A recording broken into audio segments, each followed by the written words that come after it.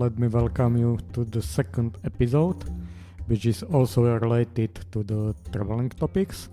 Here we have very nice guest from Argentina. Welcome, Sabrina. Thank you. Hi. Let me introduce a little bit Sabrina or Sabri. Sabrina is a software developer currently working for Hotovo in Argentinian branch, and right now we are sitting in our office located in Košice, Slovakia. So it is nice to have you here.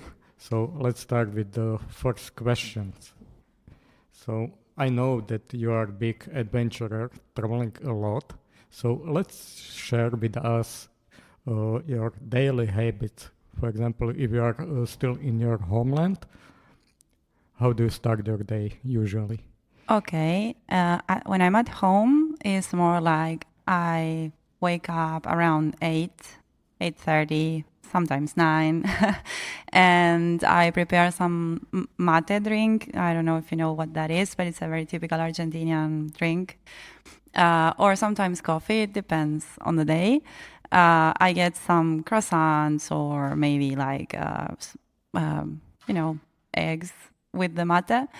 And I sit down in front of the computer and start checking emails and Slack and see what's going on. Usually by that time, since I work with an Argentinian team based in Buenos Aires, like the customer we have has most of the team in Buenos Aires. They are still not awake or actively working by then. They are just like me sitting. So there is not much attacking my mind at the moment. But then around 11, everything starts to flow. And then is when I probably spend a lot of time trying to solve things, work things, sitting on the desk.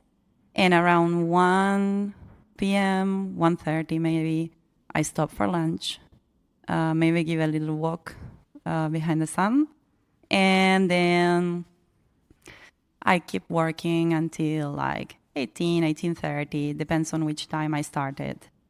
And then just start my normal life, go to the gym or, I don't know, any other activity. Yeah. That sounds pretty similar what we are doing right Yeah. here. So Yes. not too much different. Mhm. Anyway, let's move to the traveling topics a little bit. So what has been a trigger that you have started with traveling, to travel abroad? I'm not quite sure what triggered that. I think it was curiosity. When I was young, my family did not travel a lot. We did not go on vacation very often. So there were many places that I did not meet as a kid or adolescent. And so when I started working and getting my own money and my own income and started to live alone on my own flat and everything was like more normal adult life, I thought, why not? Like, let's go out. And I loved it. I loved mostly the exchange that I made with other foreign people traveling on the hostels or on the activities I made abroad. So it kind of like wanted to have that at least on every vacation that I had. So I started spending vacations traveling. This was when I was around 25. And I'm 35 now, for the record. So we know what's the distance. It's been 10 years, and it became even more active after I got my tech lead position at one of the previous companies I worked for, and I earned a lot of money. I was able to save a lot of money, and I thought, okay, I have to go out and use this money to do what I love. So everything very well organized. I left the company after 5 months of, delivering stuff to others, everything orderly. And I started traveling abroad for like 6 months without working, only with my savings. Mm-hmm. And from then, it was like, I want this life. So I started trying to get a job that could let me do that while I was working. And back then, it was 2018, and it was not that easy to get like a remote job, even being a developer and a good developer, because you have somehow to prove that they can trust you, or at least back then it was more like that. And after a while, unluckily, the COVID came, but that brought easier opportunities for me also to have this kind of life. So this is how I ended up. I don't know if I made it too long, Vlado, sorry. Okay, that's fine. And what about that?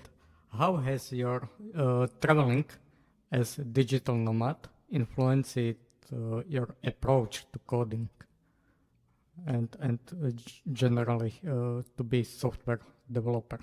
Traveling was my entry to being a remote developer, actually a freelance developer, because I was without work around Europe, and I decided to start doing work away. And it was first like collecting stuff and, fruits and stuff like that, until I got to a Dutch guy house that wanted to create a website for selling, I don't know, I think it was hotels and spas combined in a package. So he had this idea of how to sell that through a website.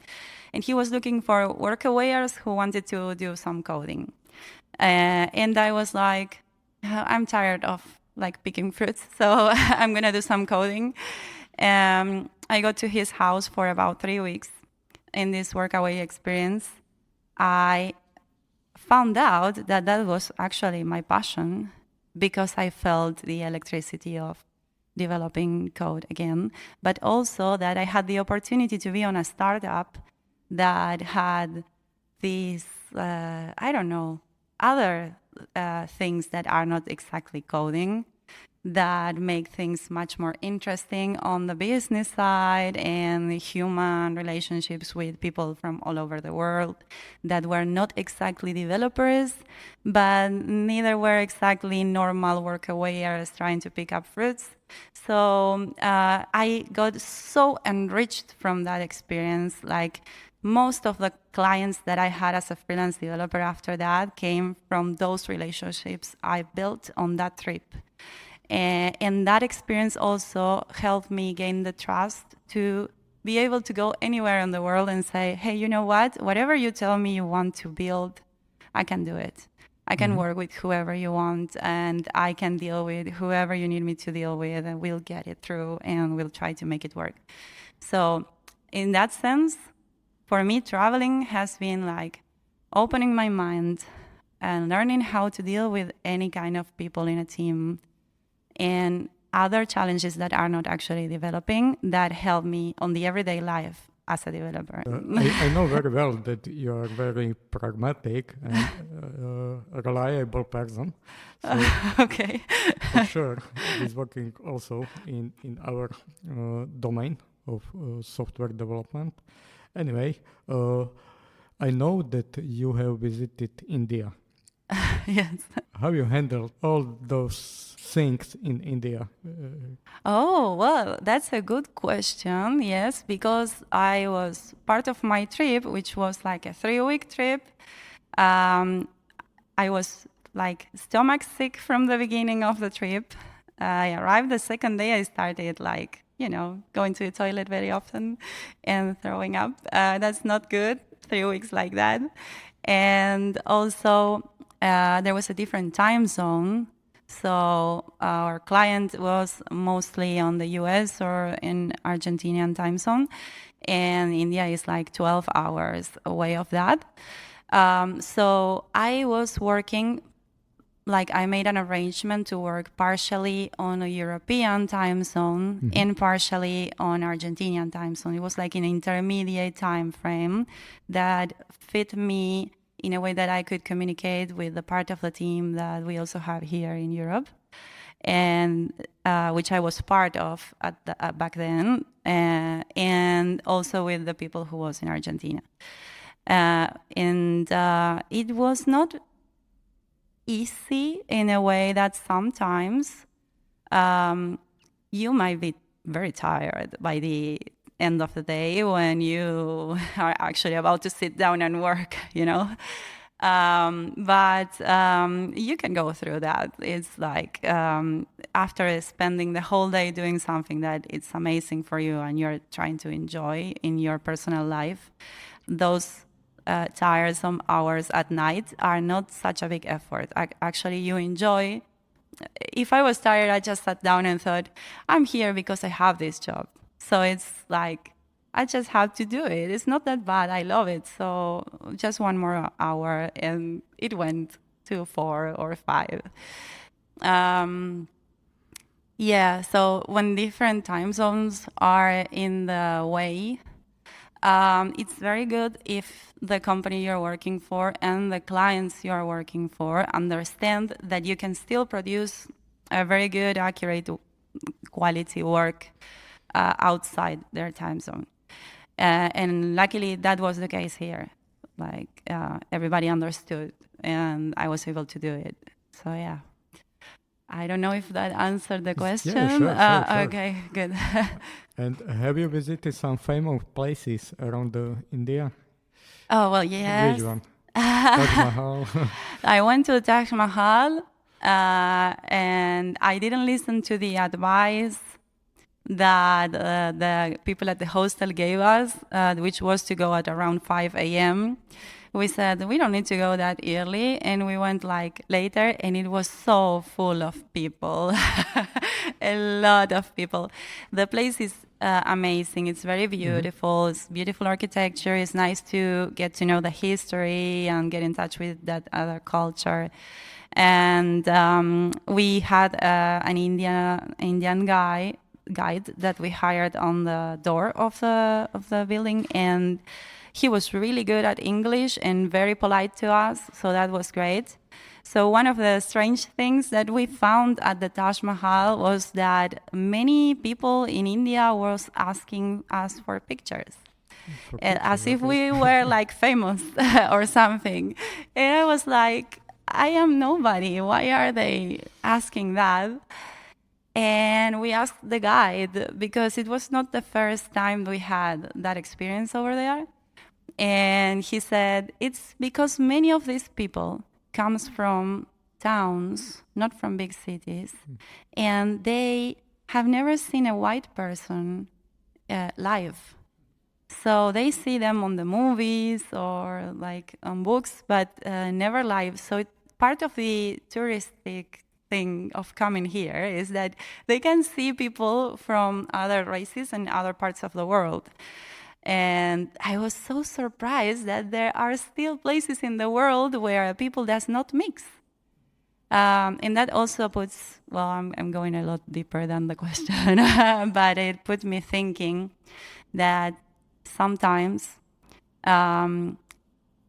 you really need to understand who is the person you are dealing with coming from, to understand if they are actually trying to make an offense to you or not, or until where is that you have to react to an attitude. And India was a great place to learn this lesson. I had a very big cultural clash over there. I can imagine.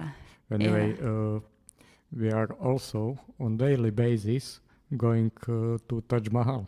Do you know it?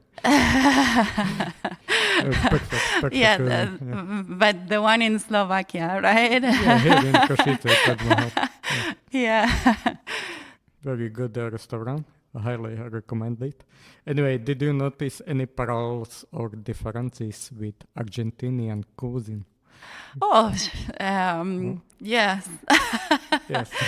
Well, that was the main problem of the trip. Okay. In general, I am not very tolerant to spicy food. I am like in Argentina, it's not normal to eat spicy food and not that much spicy.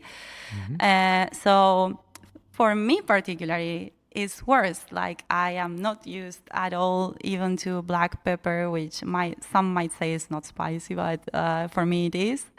And so in India, everything is super spicy, but fire spicy and crying spicy. And it was hard when I got sick from the stomach after, I don't know what I ate, but I got sick. To ask for mild food, that was actually mild.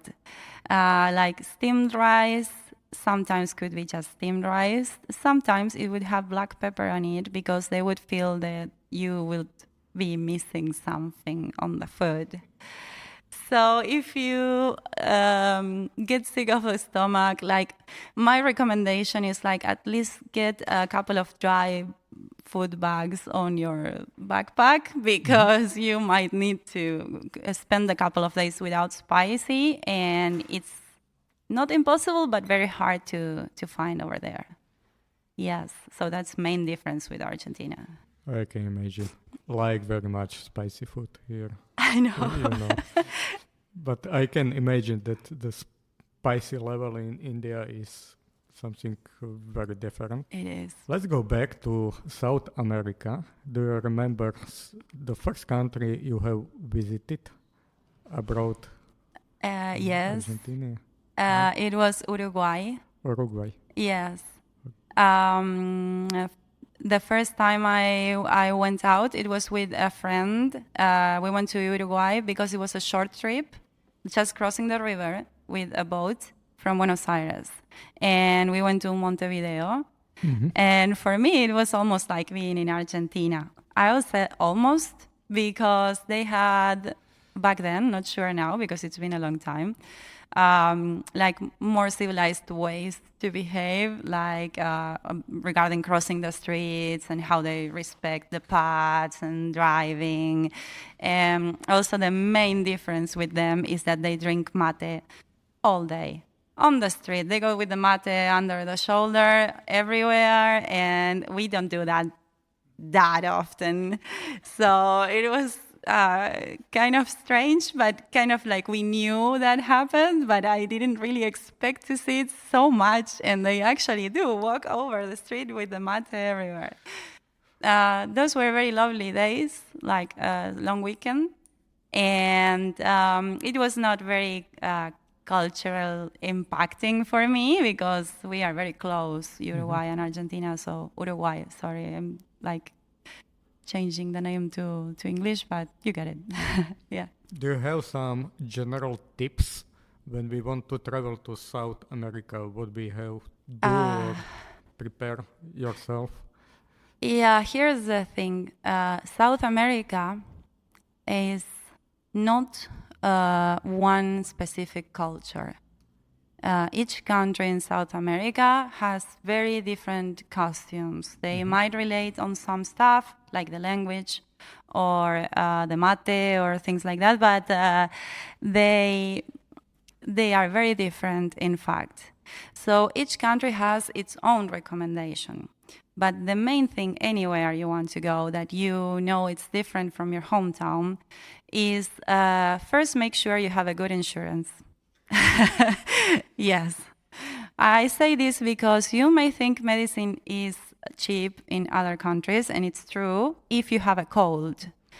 But if you have like a leg injury or, I don't know, you break a bone, something more complex, it might get very, very spicy, money-wise.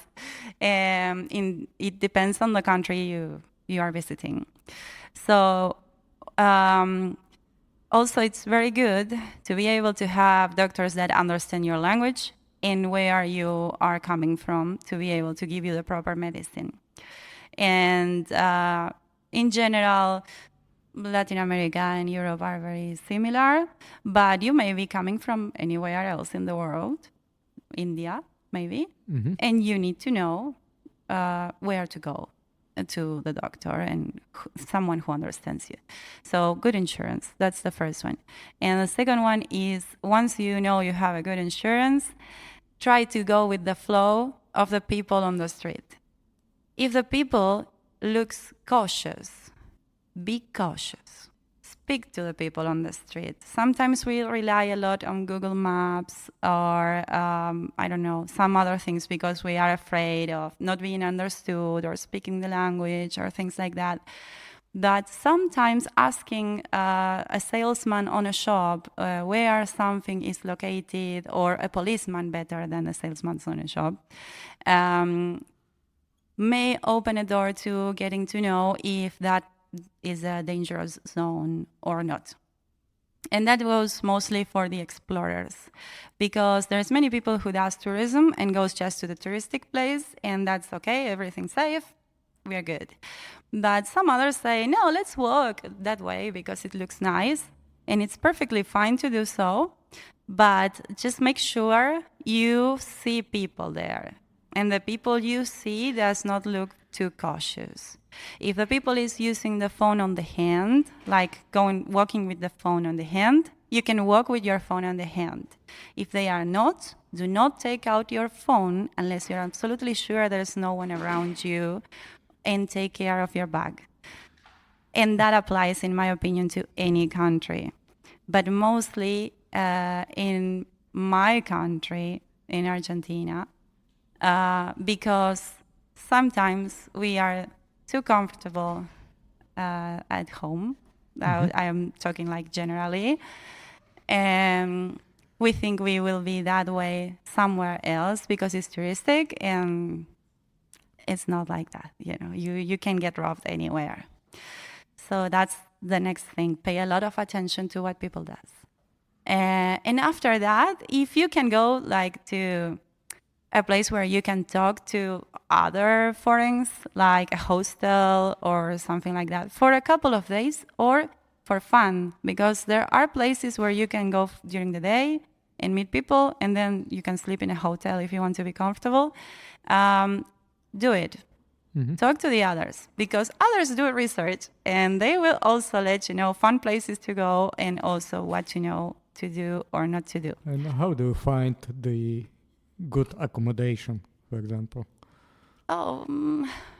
I personally look online on booking.com, or, well, there's this website called trivago.com, which has like, and it like, I forgot the name in English, but it searches for different websites and shows you different results to compare. I used a lot of Airbnb that is generally spread all over the world, and it works very fine. When you search, like I personally look a lot at the comments, because sometimes the accommodations may have a good score, but comments say slight things.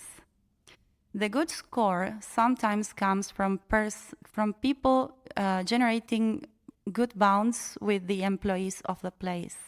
So if they are kind to you, you don't want to screw up the place, and you put a good score. But in the comments, they say, it was super nice, Pablo helped me with blah, blah, but the pillow was, I don't know, wet or something like that. And you say, okay, this place, no. Take the time to read once you decide that selection from a good score is something that you would book. If you have it, of course. Otherwise, we'll be surprised. And with Airbnb, I think it's the same. I usually try to look for places that already have at least 1 or 2 scores. But you can take a shot on another place. Just make sure it's located on an area that is safe, and you won't get a surprise on something. And then try to be honest when you put the score. Make them do the effort for you to be comfortable. It's a good business, so they will get through it. Don't worry, it's okay. But you might not, so just do it. It makes sense, of course. Anyway, Sabrina, I think, or in my opinion, there are two types of travelers. Like someone wants to know more about the culture, someone is traveling to have some experiences or to see the nature. What do you think? What do I like? What do you like, or what do you prefer? To be honest, lately I've been doing mostly like sports tourism. Like I travel somewhere because I would like to practice a certain sport on that spot, like climbing or snowboarding or skiing, kite surfing. And from that experience in particular that I want to live, I try to get others, like a cultural mix and get to know the people and stuff. But there are certain places, like it was the case in India, that I pick because I am curious of the culture. Mm-hmm. And places like that, they are so different and impacting for me from my culture that I do not need to go that far into their lives to actually see a general idea of how they are or what they are doing. But there are other places that I just go to see what's going on there. Like, for example, in this trip I am doing now, before coming to Slovakia, I went to Vienna because I wanted to spend a few days there and see what it was like. And I found a very good restaurant serving breakfast until 3 p.m. And I thought, wow, these people really has breakfast until 3 p.m. like we do. So this is cool. I would definitely consider eventually someday living in Vienna, for example, because I felt like home. But there was not specific thing in it. It was just like, I'm going to stop by and see what's going on in Vienna.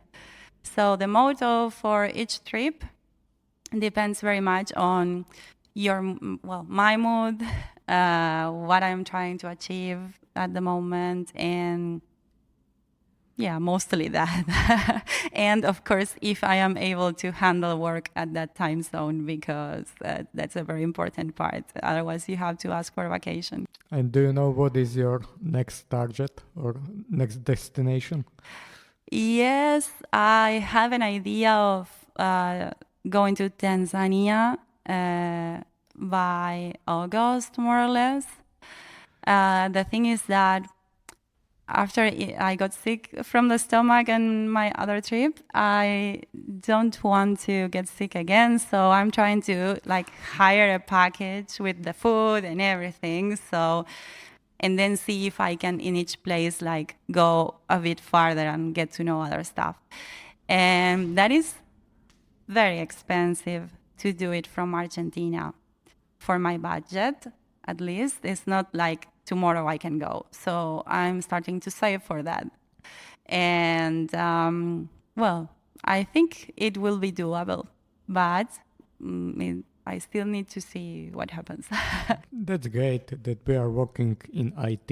You know, we have some money and it is easy for us to travel and to enjoy.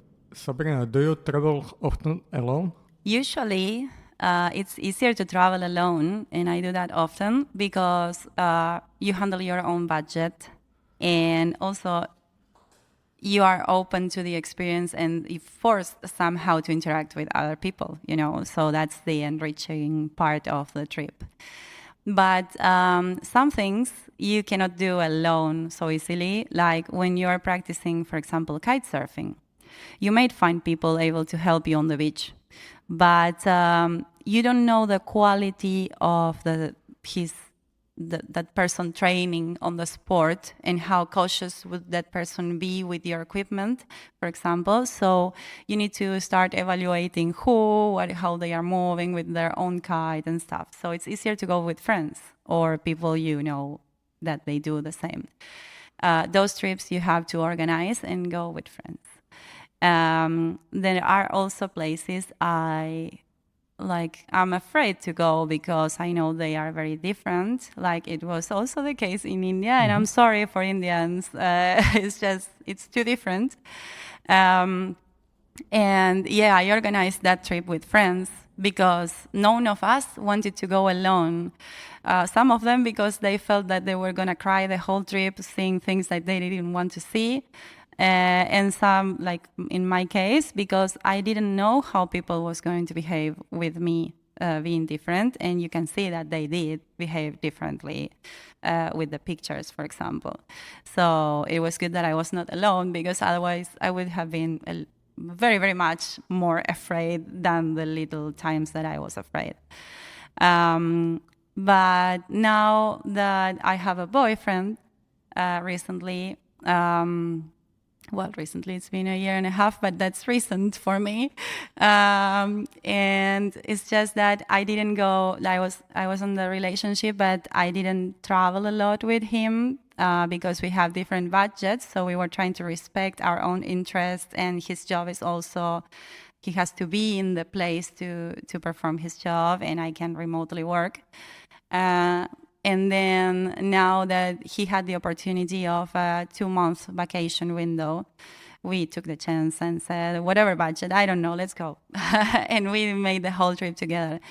And for me, I think it was magical, because when you travel with someone, you put yourself into some stressful situations sometimes where one or the other has to decide what to do in pairs, like in conjunction.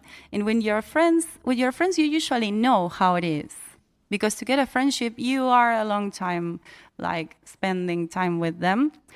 With your partner, you might spend a lot of time doing the same thing, probably, like very daily life thing. And when you get out of that box and you put yourself in a test like that and everything goes well and you know you can rely your life on that person, I think that's when you end up falling in love.